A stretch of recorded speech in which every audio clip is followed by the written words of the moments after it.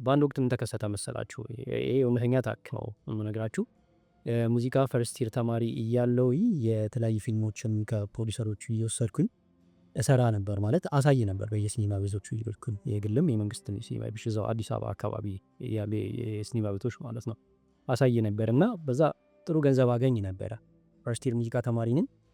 እንደገና ደግሞ ይህንን ስራ ጎን ለጎን እሰራለሁ። ብዙ ጊዜ ከሰዓት ከ8 ሰዓት በኋላ ነው ፊልሞች የሚታዩት።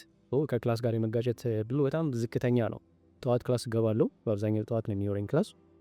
ከሰዓት ደግሞ ያው የፊልም ምደባ ያለባቸው ቦታዎች ላይ እኔ ማሳያቸውን ፊልሞች እየሄድኩኝ አሳይ ነበር። አሁን ላይ በእርግጥ በሲስተም ላይ ይጫናና ፊልሞች ያው እንደዚህ ሲዲ ይዞ ሄድ ምናምን ነገር አይጠበቅም። ሲስተም ላይ ይጫናል፣ ከዛ በኋላ ይታያል። በፊት ግን በሲዲ ነበር በየሲኒማ ቤቶቹ የሚካሄደው። ስኬጁል ይወጣላቸው፣ በወጣላቸው ስኬጁል መሰረት ቲዲዎች እየሄዱ እየተከፈተ ይታያል። እና ያንን ስራ ነበረ። ያንን ስራ እየሰራውኝ ገንዘብ አገኛለሁ። በጣም ጥሩ ገንዘብ ነበረ የማገኘው። በአንድ ወቅት ምን ተከሰተ? ወደ ቦሌ ዓለም ሲኒማ እንዲሁ ኤርናሞል ያው ፊልሞች ይታያሉ አይደል? አማርኛ ፊልሞች በፊት በእርግጥ ዓለም ሲኒማ ስቲል አለ፣ አሁን ኤርናሞል የለም። እዛም ፊልሞችን እየወሰድኩኝ አሳይ ነበረ። በማሳይበት ወቅት አንድ ጎዳና ከሚኖር ልጅ ጋር እተዋወቃለሁ። ስሙ ሚኪ ይባላል። ያው በሰዓቱ መልከኛ የሚባል ልጅ ነው። በእርግጥ ወንድ ሆኖ ስለሆነ ውበት ማወራ በጣም ከባድ ነው፣ ግን ያው ነገሩን ልገልጽላችሁ ስለፈለግኩኝ ነው። መልከኛ ነው ልጁ። በጣም ያሳዝናል ሲታይ፣ የሚያሳሳ አይነት ልጅ ነው። እንዴት ነው እንደዚህ ጎዳና የሚኖረው ምናምን ነገር እላለሁ። ያው ስለሚያሳዝነኝ ብርም እየሰጠሁት ነበር የሚገባ 10 ብርም 100 ብርም ብቻ በሰዓቱ እጅ ላይ ያለውን ብር እያስረከብኩት እገባ ነበርና ጓደኛሞች ሆነ፣ ተዋወቀን። ወደዛ አካባቢ በሄድኩ ቁጥር ፊልሙ እስኪታይ ድረስ አብረን ካፌ መግባት፣ ምሳ መጋበዝ ምናምን ጀመርኩኝ፣ ከሱ በይበልጥ ለመተዋወቅ ማለት ነው። በጣም ያሳዝነኝ ነበረ። ታሪኩን ነገረኝ። ቤተሰቦቹ እንደሞቱበት፣ ብቸኛ እንደሆነ፣ በቃ አማራጭ አጥቶ እዚህ ጎዳና ላይፍ ውስጥ እንደገባ ምናምን አጫወተኝ እና በጣም እያለቀሰ ስለነበር ሲያስረዳኝ የነበረው በጣም አዘንኩለት። ያኔ ምን አይነት ሁኔታ ውስጥ ነበርኩኝ? እኔ ፋይናል የደረሰበት ታይም ነበረ። ያው ፋይናል ፈተና ሲሆን ደግሞ በጣም ቢዚ ነው የምንሆነው። የግድ ጥናት መኖር መቻል አለበት፣ ፈተናዎች መሰራት መቻል አለባቸው ምናምን ነገር። እዛ ሁኔታ ውስጥ እያለውኝ ምን አይነት ኦፈር መጣ? እዚህ ፊልም ከማሳያቸው ፕሮዲውሰሮች መቀሌ፣ ባህር ዳርና ወደዛ አካባቢ ፊልሞችን ለሁለት ወር ይዤ ሄጄ እየዞርኩኝ እንዳሳይ ማለት ነው። ያው ትራንስፖርቱም ምግቡም ኤቭሪ ነገር ከበር የሚደረገው በእነሱ ነው። ከዛም አልፎ ተርፎ ደግሞ የሆኑ ቲኬት ገንዘቦች ደግሞ አሉኝ። እንደገና የኪስ ገንዘብ ይሰጠኛል። ጥሩ ነው ክፍያው። ወደ ክፍለ ሀገር ወጣ ሲባል የተለያዩ ሀገሮች እየሄድኩኝ ያሳይ ነበረ። ግን የዛን ወቅት ፈተና ሳምንት ስለነበረ መሄድ አልችልም። ምን አደረግኩኝ? ይህንን የጎዳናውን ልጅ አግባባሁት። በቃ አንተም ገንዘብ ታገኛለህ፣ አብረን እንደዚህ አይነት ስራዎችን መስራት እንችላለን። እኔ ክላስ በሚኖረኝ ታይም አንተ ፊልሞችን ይዘህ እየሄድክ ታሳያለህ። እዚህ አዲስ አበባ ውስጥም ሆነ ምናልባት ክፍለ ሀገርም በምላክበት ታይም እኔ ካልተመቸኝና ካልሆነልኝ አንተ ይዘህ እየሄድክ ፊልሞችን ታሳያለህ፣ ገንዘቡን በስርዓት ታመጣለህ፣ በስርዓት ታስረክበኛለህ፣ ከሚከፈለኝ ላይ ሼር አደርግሃለሁ፣ ከማገኘው ገንዘብ ላይ አካፍላለሁ በሚል ተስማማን ማለት ነው። ልጁን ከጎዳና ነሳሁትና እንዳልኳችሁ ገንዘብ በደንብ አገኝ ስለነበረ ቤት ተከራየሁለት ማለት ነው። እዛው አዲስ አበባ ውስጥ ወደ 22 አካባቢ ቤት ተከራየሁለት። ፍራሽ ገዛውለት፣ የቤት ዕቃ የተወሰነ ስቶቭ ምናምን ኩክ የሚያደርግባቸው ሁኔታዎች ምናምን አመቻቸውለት እና ጥሩ በቃ 2 ወር 3 ወር አሪፍ ሆነኝ። በዚህ ሁኔታ ውስጥ ነው እንግዲህ ያልኳችሁ ስራ የመጣው ማለት ነው። ፋይናል በደረሰበት ታይም ላይ ባህር ዳር፣ መቀሌ፣ ወደ ጎጃም ድረስ ፊልሞችን ቱር እንዳረግ ይዣቸው እንዲሄድና አሳይቼ ኮሌክት አድርጌ ገንዘቡን ይዤ እንድመጣ። ያው ከዚህ ቤትም ስለምሰራ እንዳልኳችሁ ቀላል ነበር ይሄንን ማድረግ፣ ግን ፈተና ደርሶብኝ ስለዚህ ለሚኪ አማከርኩት። ይሄንን ሚኪ አንተ ይዘህ ሂድ፣ እኔ ፋይናል ደርሶብኛል፣ ምናልባት ፋይናል ከጨረስኩኝ 1-2 ሳምንት ይፈጅብኛል፣ ከጨረስኩኝ በኋላ አቀላቅልሃለሁ። እስከዛው ድረስ ግን የኔን ስልክ ትወስድና እንደኔ ሆነ ትደውሉልህ፣ ታወራለህ። አዲስ የማታውቀው ነገር ከነገሩ ትደውልልኝና እኔ ያስረዳና ተመልስላችኋለሁ ማለት እኔ መስያቸው እንግዲህ ፕሮዲውሰሮቹ ከልጁ ጋር ወይም ከሚኪ ጋር ኮሚኒኬት እንዲፈጥሩ ነው ያደረግኩትና ይሄ አጉል የዋህነት ምናልባት አሁን ሳስበው የማይደረግ ትልቅ ስህተት ነው የሰራሁት። ግን ያው ሰውንም ከመርዳት አኳያ ብላችሁ ታስቡት ትችላላችሁ። እኔም ካለሁበት የፋይናል ፈተና ሁኔታ አንጻር ስትረዱት መልካም ነው። ዞሮ በዚህ መንገድ ዲል አደረግንና ሚኪን ወደ ባህር ዳር ላኩት። እኔ ፋይናል ገባሁኝ ማለት ነው። ለሚኪን ትንሽ ስልክ ገዝቼለት ስለነበረ የእሱን ስልክ ነው ያዝኩኝ። ይህን ስልክ ደግሞ ለእሱ ሰጠሁት። ፕሮዲውሰሮቹ ሲደውሉ ከእሱ ጋር ኮሚኒኬት ያደርጋሉ። እኔን ሆኖ ነው የሚያወራቸው። አዳዲስ ነገር ሲመጣ ደግሞ እየደወለ ይጠይቀኛል። በዚህ መንገድ 1 ሳምንት ምናምን አለ። 2ኛ ሳምንት አጋማሽ ላይ ስልኩ ዝግ ነው። የሚኪ ስልክ። እንግዲህ ፕሮዲሰሮቹም ይደውላሉ፣ እኔም እደውላለሁ፣ ስልኩ አይሰራም፣ የለም ማለት ነው። ግራ ገባኝ። ይደውላል ብዬ ብጠብቅ 2 ቀን 3 ቀን የለም፣ ምንም ሊደውል አልቻለም። በጣም ማየውን ጭንቀት ውስጥ ገባው። ምክንያቱም የሰው ፊልም ነው። ፊልሙን ያው አሁን መናገር አልችልም እርሱም የሰው ፊልም ነው። አደራ ተብዬ ሰጠኝ። የማየውን ስህተት ሰርቼ እንግዲህ ልጅ ልኬዋለሁ፣ ልጁ ጠፋ ማለት ነው ፊልም ይዞ። ግራ ገባኝ በጣም። ጠበቅኩት ምንም በቃ ላገኘው አልቻልኩም ማለት ነው። እና ምን ተከሰተ በዛን ሰዓት? ዝም ብዬ ያው ቁልፉም ስለነበረኝ እቤቱ እየገባው እወጣለሁ፣ ቤቱን አጸዳለታለሁ ምናምን፣ ያው ቆሾ ከሚጠብቀው በን 2 ቀን በ3 ቀን ውስጥ እየገባው አጸዳለታለሁ እወጣለሁ። እና አንዴ ልክ እንደዛ ለማድረግ ገባሁኝ ወደ ቤት ማለት። ወደ ቤት ስገባ ፊልሙ ሲዲዮ አለ፣ ደብዳቤ ጽፎልኛል፣ እንደገና ስልኩን አስቀምጧል ማለት ነው። ክፍለ ሀገር ሲኬድ ትኬትም ጭምር ነው አንድ ላይ ይዘን የምንሄደው። ምክንያቱም በትኬት መሻል የሚገባው የአካውንት ተደርጎ ነው ለባለቤቱ ወይም ለፕሮዲሰሩ ገንዘብ የምንሰጠው። እና ትኬቱ የተቆረጡ ትኬቶች ምናምን አሉ፣ ግን ገንዘብ የለም። ስልክ አለ፣ ደብዳቤ አለ፣ ደን ሲዲዮ አለ፣ የፊልሙ ሲዲ ማለት ነው። ሌላ ተጨማሪ ነገር ደግሞ ምን አድርጌ ነበረ? ፕሮጀክተርም ክፍለ ሀገር ማግኘት በጣም ከባድ ነው ተብሎ ስለሚታሰብ ፕሮጀክተርም ጭምር አስይዤ ነበር የላኩት ከአዲስ አበባ። ፕሮዲሰሩ የሰጠኝን ፕሮጀክተር ነው ሰጥቼው እንግዲህ ቱር እንዲያደርግ ያደረግኩት። እና ፕሮጀክተሩ የለም፣ ገንዘቡ የለም፣ ትኬት ሲዲ አለ ማለት ነው። ግራ ገባኝ። ደብዳቤው ምን ይላል? በጣም ይቅርታ አንተ ላይ ማድረግ አልነበረብኝም፣ ግን አማራጭ የለኝም፣ በቃ ማድረግ ግዴታ ይነበራል። እንደ ያደረገው እንግዲህ የሰራውን ገንዘብ በጣም ብዙ ገንዘብ ነው እንግዲህ ባህር ዳር አካባቢ ለቀን 3 ቀን ታይቶ ያው ፊልም በደንብ ይታይ ነበር የዛ ታይም። እና የሚገኘው ገቢ በጣም ቀላል የሚባል ነገር አይደል። እንግዲህ ፊልሙን ያመጣው እሱ ነው። የሲኒማ ቤት ባለቤቶች ቆጥረው በስርዓት የሚሰጡትም እሱ ነው። በአካውንትም የሚያስገቡለት፣ በካሽ የሚስጡት፣ ዞሮ ፊልሙን ላመጣው ሰው ነው የሚሰጠው። እና ያንን ገንዘብ ይዟል እሱ። በቃ ይዞ ጠፋ ማለት ነው። ግራ ገባ። እንዲያን ነገር ገጥሞኝ አያውቅም። ከዚህ በፊት ነግሬያችሁ ከሆነ አላውቅም። ይሄ የፖሊስ ነገር እንደዚህ አይነት ፕሮሰስ ነገር በጣም ነው የምፈራው፣ በጣም ነው የምጠላው። እና በጣም በጥንቃቄ ነው የምሰራው። እንግዲህ ክፍለ ሀገር ድረስ ፊልም እንካ ተብሎ ሲሰጠኝም በአዲስ አበባ አካባቢ የሰራኋቸው የሆነ የታማኝነት ስራዎች አሉ ማለት ነው። ክፍለ ሀገርም ሄጄ ሰርቼ አውቃለሁ። በስርዓት ነበር ገንዘብ የማስገባው። ከዛ አንጻር ነው ያለምንም ጥንቃቄ፣ ያለምንም ዲል፣ ያለምንም ውል ፊልሞችን እየተሰጠኝ የምሰራ የነበረው ማለት ነው። ከባድ ሁኔታ ውስጥ ገባሁኝ። እንግዲህ ብሩ የለም፣ ትኬቶቹ ተቆርጠዋል። አልተቆረጠም ብዬ እንኳን እንዳልመልስ ፕሮጀክተሩ የለም፣ ሲዲ፣ ደብዳቤና ስልክ እንዳልኳችሁ ትኬቶች ነው ያሉት፣ የተቆረጡ ትኬቶች ነው ያሉት። እና በጣም ማይሆን ነገር ውስጥ ገባሁኝ። ስልኬን ከፈትኩት፣ ዘግቶት ነበረ። በከፈትኩ ቁጥር ፕሮዲሰሩ ነው የሚደውለው፣ ቴክስት ነው የሚላከው። ምን ሆነ ነው? እዚህ ቦታ እኮ እየተጠበክ ነው፣ እዚህ ቦታ ብዙ ቴክስቶች ገብተዋል። ምን ላድርግ? ግራ ገባኝ። በዛን ሰዓት የማመሰግነው ፋይናል ኦልሬዲ እየጨረስኩ ወይም ጨርሻለሁ፣ አንድ ምናምን ይቀረኝ ነበር። በቃ ኦልሬዲ አልቋል ፋይናል። ጥሩ ነገሩ እሱ ነው እንጂ ከትምህርቴም ከህይወቴም ከስራም ነበርም ማለት ነው በዛ ሰዓት ማለት ነው። በጣም ከባድ ሁኔታ ውስጥ ነበር የምገባው። ግን እንግዲህ ተፈጠረ። ይሄ ያለኝ አማራጭ ለፕሮዲሰሩ ሄጄ የተፈጠረውን ነገር ማስረዳት ላይ። መሸሽ አልችልም፣ ማምለጥ አልችልም። ትልቅ ስህተት ነው የሰራው። ነገርኩ፣ ደወልኩለት ፕሮዲሰሩ እፈልጋለሁ፣ አዲስ አበባ መጥቻለሁ ምናምን። ምን ሆነ ነው አሞን የመጣው? ያው የመሰለው እሱ እንደዛ ነው። አሞኑ ምን ተፈጥሮ ነው? ወሌ እኮ ተጨነኩኝ ምናምን ነገር አለኝ። እና እፈልጋለሁ አልኩት። እንግዲህ አሁን የነገርኳችሁን ታሪክ መልሼ ነገርኩት ማለት ነው። ምንም አላለም። ፍርድ ቤት እንገናኝ አለ። እውነት ነው፣ የቢዝነስ ሰው ነው፣ ህይወቱ ነው እሱ፣ ገንዘቡ ነው። ከዛ ውጭ ምንም ሊያደርግ አይችልም። ዞሮ የከሰረውን ገንዘብ መክፈል መቻል አለብኝ። የተቆረጠው ትኬት ብቻ ሳይሆን እንደው የፊልም ቢሰራ ስንት ይሰራል የሚባለውን ጭምር ካልኩሌት ተደርጎ መከፈል መቻል አለ። እንደዛ በማድረጉ አልተቃወምኩት፣ ማድረግም ነበረበት። እና ፍርድ ቤት እንገናኛለኝ ማለት ነው። በቃ ፈራው። የህግ ነገር በጣም ያስፈራኛል። የፖሊስ ነገር በጣም ያስፈራኛል። የምፈራው ነገር ነው እንግዲህ አሁን ህይወቴ ውስጥ የመጣው ማለት ነው። ከዛ በላይ በጣም ከባድ የሆነ ስህተት ነው የሰራሁት። ይበልጥ ደግሞ የሚያስጨንቀው ነገር ምንድነው? ይህ ፊልም ኮፒ ተደርጎ ወጥቶስ ቢሆን ነው በሰዓቱ ማለት ኮፒ እንግዲህ ተደርጎ ወጥቶ ተሰርቆ ቢሆን ሌላ ተጨማሪ ዕዳ ነው የሚሆነው። ዜሪስ ነው ያንን አላደረገ። ሄድሽ እየፈራው ነበር። ምናልባት እንደዛ ሆኖ ምናምን እያልኩኝ ነበር፣ ግን አልሆነም። በቃ ያልተከሰተም። የብር ኬዝ ብቻ ሆነልኝ፣ የትኬት ኬዝ ብቻ ሆነብኝ ማለት ነው። የፍርድ ቤት መጥሪያ መጣ። አማራጭ የለኝም፣ ሄድኩኝ። ክሱ ፕሮሰሱ ጀመረ። እንግዲህ ለትምህርት ነው የመጣሁት። ቤተሰብ እንደዚህ አይነት ስራ እንደምሰራ ያውቃል። በጣም ጥንቃቄ እንዳደርግ በተደጋጋሚ ይነግሩኛል። በእንደዚህ አይነት ሁኔታ ውስጥ ሰው ማመን እንደሌለብኝ፣ ከሰው ጋር የማየውን ዲል ውስጥ መግባት እንደሌለብኝ ይነግሩኛል። ምን ብዬ አሁን እንደ ችግር ውስጥ ገባሁ ልበላችሁ? ምንም አልተናገርኩኝ። በቃ ብቻዬን ነው ይሄን ፈተና ራሴ ነኝ ያመጣሁት፣ መጋፈጥ አለብኝ ብዬ ወደ ፍርድ ቤት ሄድኩኝ ማለት ነው። ፍርድ ቤት ፕሮሰስ እያደረገ ላይ የመጀመሪያ ክስ ላይ ምን ተጠየቁ? ዋስ የሚሆን ሰው አምጣ ምናምን ተባለ ማለት ነው። እንግዲህ አዲስ አበባ ውስጥ ጓደኞቼን ነው የማውቃቸው። እንደ አጋጣሚ ሆኖ እዚህ ሐዋሳ በምኖርበት ታይም ቲያትር የሚያሰራኝ ልጅ አለ።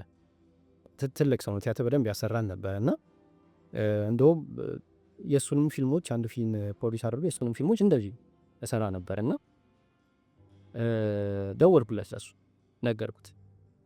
የነገርኩትን ነገር አመነኝ ማለት ያው በረከት አንተ እንደዚህ አይነት ነገር አታደርግም፣ ሆን ብለህ የማይሆን ስህተት አትሰራም፣ በቃ ተሸውዳል፣ እኔ ዋስ ሆነሃለሁ ምናምን ነገር አለ። እግዚአብሔር ይስጠው ዋስ ሆነኝ ማለት ዋስ ሆነኝ። ውጭ ሆኜ ፕሮሰስ ማድረግ ጀመርኩ የፍርድ ቤትን ሂደት ማለት ነው። እና ምን ተወሰነብኝ?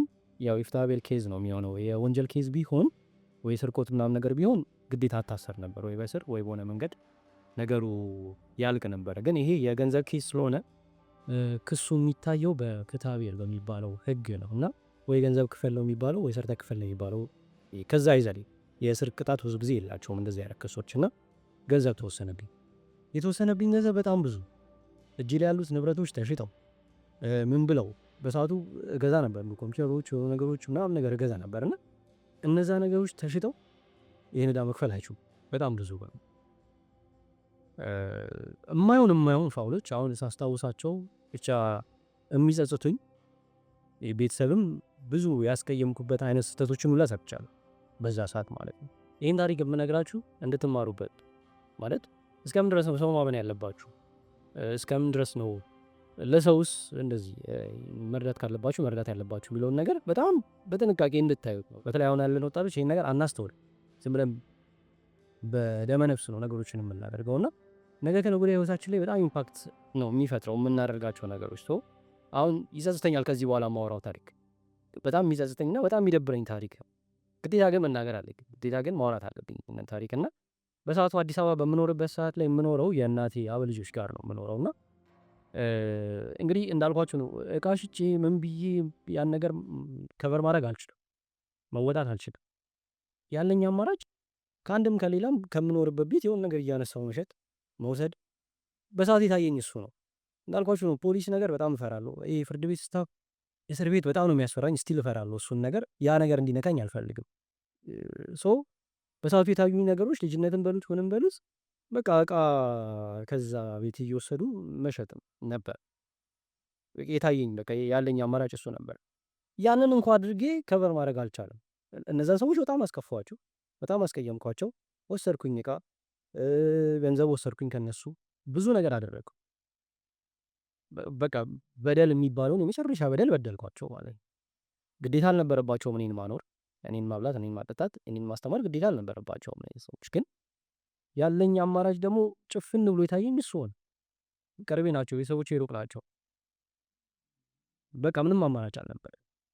አደረግኩኝ ያንን ነገር እና የተወሰነ ሊሸፍንልኝ ሞከረ። ግን በቃ ሙሉን ከበር ሊያደርግልኝ አልቻለም። ስቲል ዕዳ ውስጥ ስቲል መክፈል አለ።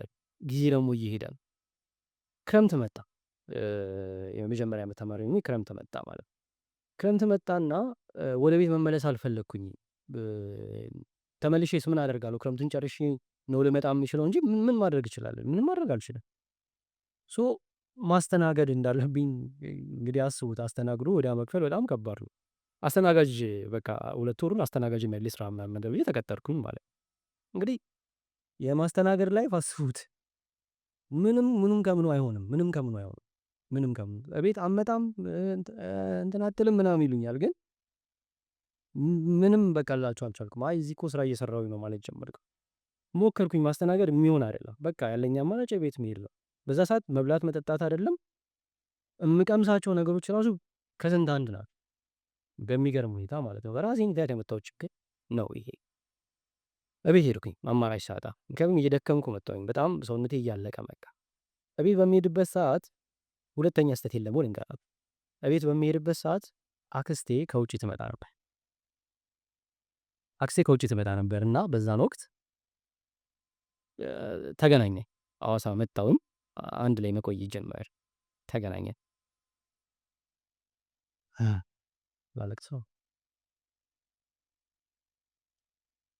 ሐዋሳ መጣሁኝ፣ ተገናኘን። አክስቴ በጣም ስታየኝ ትሳሳለች። ስቲል እንደዛ ናት። ያኔ ስታየኝ ብቅቅ ብዬባታለሁ፣ ሰውነቴ አልቋል። እኔ ተኝቼ ትመጣለች የተኛውበት። ምን ሆኖ ነው ይሄ ልጅ እንደዚህ ሆነው? ምን ሆኖ ይሄ ልጅ እንደዚህ ከሰው ትላለች። በጣም በቃ እንዴት ልበላችሁ፣ ስፍስፍ የምትለው ይሄ የመሰፍሰፍ ጥግ አለ አይደል? እንደዛ ነው ለኔ ያላት ፍቅር። በቃ በጣም ተጨንቃለች። ቢቸግራት ይሄ ልጅ በቃ መድኃኒት ይዋጥና ይወፍር ወይ የሆነ ነገር ይደረግ ብላ የማይሆን ነገር ሁላ ታስብ ነበረ። ማትገዛልኝ ምግብ የለም እኔ እንድበላ እንድወፍር። ምግቡ አልነበረም በዛ ሰዓት የሚያከሳኝ ወይ ሌላ ነገር ውስጥ የሚከተኝ፣ የራሴ ጭንቀት ነው። እስቲል ይደወላል ስልክ፣ እዳዬን መክፈል አለብኝ፣ የሆነ ነገር መመለስ አለብኝ። ሁለተኛ ስህተቴ ምንድን ነው? ከአክስቴ ብር መውሰድ። አክስቴ ዶላር ይዛ መጣለች። በሰዓቱ ቁጥሩን አላውቅም፣ የወሰድኩትን ዶላር በጣም ብዙ ብር ነው፣ ግን ሲመነዘር ወደ 50 ወደ 60 ሺህ ብር ሲመነዘር ማለት ነው። እና አስቡት ደግሞ ይህንን ሁለተኛውን በደል ደግሞ አስቡት፣ ሁለተኛውን ስፍሬን ደግሞ አስቡት። ለምን እንደምነግራችሁ ሁላ አላውቅም። ምናልባት የሆነ ፖይንት ካገኛችሁበት፣ ምናልባት አሁን ላይ እየሄዳችሁበት ያለው እርምጃ ነገ ላይ ምን አይነት ኢምፓክት እንደሚፈጠር ፊልም ማድረግ ከቻላችሁ ሊሆን ይችላል የምነግራችሁ እንጂ እንዲህ ብሎ ማውራት ራሱ አግባብ ላይሆን ይችላል። ግን ስሙ፣ ወሰድኩኝ፣ ያን ዶላር ወሰድኩኝ፣ በባንክ መነዘርኩኝና ቀጥታ ለፕሮዲሰሩ ትራንስፈር አደረግኩለት ማለት ነው። እዚህ ጋር ምን አይነት ስህተት ተፈጠረ? ይህንን ብር መክፈል የነበረብኝ እኔ በፍርድ ቤት ነው። እስካሁን ድረስ አደርግ የነበረው በፍርድ ቤት በኩል ነበር የክፍያ ሲፈጸም የነበረው። ቀጥታ መላክ አልነበረብኝም። ለዛ ምን አደረገኝ ይሄ ልጅ ወይም ይሄ ፕሮዲሰር? ገንዘቡን አልከፈልከኝም ማለኝ። እንግዲህ ያን ሁሉ ብር ያን ሁሉ ሪስክ ወስጄ ነው የላኩለት። እሱ ግን ምን አለ? አልከፈልከኝም። ብለምነው ባስለምነው አላውቅም፣ አልከፈልከኝም ማለት እልህ ነው፣ ንዴት ነው፣ ግራ ያጋባል። ብቻ ምን እንደሆነ ግን አልከፈልከኝም ማለት። እንደገና ስቃይ፣ እንደገና ሌላ መከራ። ዶላር ጠፋ ተባለ እዛ ቤት ውስጥ፣ ሌላ ክራውድ ውስጥ ተነሳ፣ ስንት ሰው ተጠረጠረ፣ ብዙ ነገር ተባለ፣ ብዙ ነገር ተነሳ። ግን እንደዛም ሆኖ ከዛ ችግር ውስጥ አወጣኝ። እንደውም የባሰ ሌላ ችግር ውስጥ ገባው ማለት ነው። ብቻ በዚህ መንገድ እቃ በመሸጥ የሆነ ገንዘብ በመውሰድ አልተውኩኝ። እቃ በመሸጥ ቤት ባዶ አደረግኳቸው። ያለውን ገንዘብ እንዳለ ወሰድኩኝ። ለእኔ ካላቸው ፍቅርና ስስት የተነሳ እኔን አይጠረጥሩኝ። ይህን ገንዘብ ወስዷል ምናምን ነገር እኔን አይጠረጥሩኝ። የሚጠረጠረው ሌላ ሰው ነው። እንግዲህ በሰዓቱ ራሴን ማትረፍ ነው። ኦቨር ራስ ወዳድ ነው ይንኩስ። ትክክል አይደለም። አሁን ሳስበው ያደረግኩት ነገር በጣም ሚስቴክ ነው፣ በጣም ስህተት ነው፣ ትክክል አይደለም። እኔ ያንን ነገር ማድረጌ ሳያንስ እንደገና ሌላ ሰው ማስጠጠር ማለት እንግዲህ ያሱ ወንጀል ላይ ወንጀል፣ ኃጢአት ላይ ኃጢአት እየተሰራ ያለውና እንግዲህ በሰዓቱ የታየኝ ነው። በቃ ጭፍን ነበርኩኝ፣ አማራጭ የለኝም፣ ጭንቀት ላይ ነበርኩኝ። ገንዘብ ከየትም ላገኝ አልችልም፣ በዚህ አይነት መንገድ ነው ገንዘብ ማገኘው፣ ግን ትክክል አይደለም። በዛ መንገድ ከበር ተደረገ፣ ከዕዳ ወጣሁኝ ማለት ነው። ከዕዳ ከወጣሁኝ በኋላ ቤት ውስጥ አሉ ስቃዮች፣ አሉ ጥያቄዎች። ይሄ ብር የት ገባ? ይሄ ብር ማን ወሰደው ተባለ። እንግዲህ ፋይናሊ ተደረሰብኝ ማለት እኔ እንደሰብኩ ሁሉም አዘኑ፣ ሁሉም አዘኑ። አክስቶች አዘኑብኝ፣ አያቴ ያዘነችብኝ፣ ኤቭሪ ፐርሰን አዘነች። ስመጣ ሁለተኛ ዓመት ነው መሆኑ። ሁለተኛ ዓመት እንግዲህ በጣም ከባድ ነው። ተመልሼ እዛ ቤት መግባት አልችልም። የማይሆን ስተሳቼ ነው የወጣሁት። ያ ታውቆብኛል።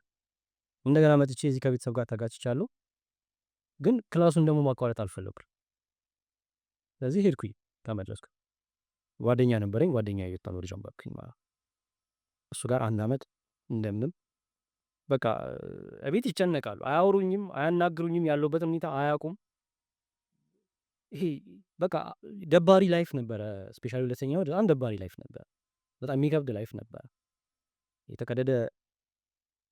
የተቀደደ ጫማ ነው ማረገው። አንድ ልብስ ነው ያለኝ። ጓደኛዬ ቢያስጠጋኝም ቢያበላኝም ቢያጠጣኝም ኤክስትራ ነገር እንዲያደርግ አይጠበቅበትም። በቃ የማይሆን ላይፍ ነበር የኖርኩት። ግን ክላሱ እንደምንም ሄደ። 7-8 ወር በዛ መንገድ ተማርኩኝና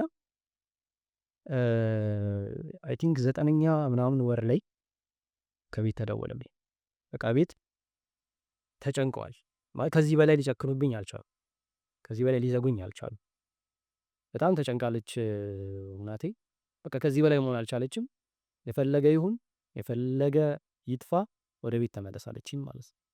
በቃ እንቅልፍ ከኔ እኩል አተኛም ነበር ቤቴ ከኔ እኩል ስሰማ በጣም ትጨነቅ ነበር፣ ትባንን ነበረ። እንዳትደውልልኝ እዚህ ጋር ያጠፋሁት ጥፋት አለ፣ እዚህ ጋር እንግዲህ ታስቀይማለች የሆነን ሰው፣ አክስቴን ታስቀይማታለች፣ እኔ ጋር ኮሚኒኬት ይኖራል። አክስቴም ጨክና አይደለም፣ ያናዳል ጉዳዩ። ምክንያቱም ሰው ሀገር ተለፍቶ ተሰርቶ የመጣን ብር እንዲህ በከንቱ ማውደም ማለት በጣም ከባድ ስህተት፣ አልፎ ተርፎ ጓደኞቻቸውን ማስቀየም ማለት በጣም ከባድ ስህተት፣ ከባድ ችግር። ግን ደግሞ ምንም ግን አያስፈልገውም፣ ስህተት ነው በቃ። ፋይናሊ መጣች እና አዲስ አበባ የፈለገ ይምጣ በሚቀጥለው በዓል ና አለችም። የቤት መጣውም ህይወት ቀጠለ። ታረኩ፣ ከአክስቴ ጋርም ታረቅ፣ ይቅርታ ተባባለን፣ ይጥፋ ጦስን ተባል። በቃ ማለት ቤተሰብ ናቸው፣ ከዚህ በላይ ሊጨክኑ አይችሉም። ምናልባት 8 ወርም በእኔ ድርቅና በእኔ በጣም ሼም ስለያዘኝ እፍረት ስለያዘኝ በእኔ ድርቅና ወደ ቤት የምመለስ ድፍረት አጣሁኝ እንጂ እህቴ በጣም ትደውላለች፣ እያለቀሰች ነው የምታወራው። በዚያም በዚህኛው ዙር አልመጣም እያለችኝ፣ አይ አልመጣም እላለሁ። እሺ እየበላ ነው እየጠጣ ነው፣ ጥሩ ላይ ነው፣ አዎ አውቀዋለሁ ያለው ቴስታ። በዛ መንገድ አለፈ፣ ከፋንጂ ጋር ታረቅን።